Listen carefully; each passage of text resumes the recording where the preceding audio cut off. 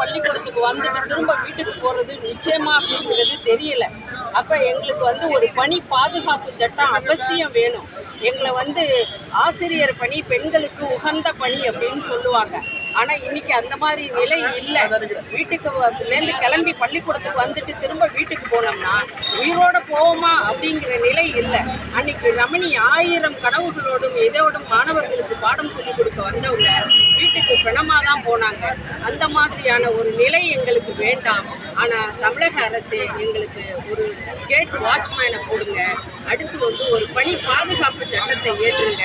அனைத்து பேரும் எங்களுடைய பெண்கள் சார்பில் நாங்கள் மன்றாடி கேட்டுக்கொள்கிறோம். எங்களுக்கு பயமாக இருக்குது, பள்ளிக்கூடத்துக்கு வர்றதுக்கே பயமாக இருக்குது. எங்களுக்கே எப்படி ஒரு நிலை என்றால் மாணவர்களுக்கு எப்படி இருக்கும்? அவர்களுடைய நிலையை யோசித்து பாருங்கள். குழந்தைகள், பெண்கள், பெண்கள் பள்ளிகள் அனைத்தும் இருக்கும் பொழுது அவர்கள்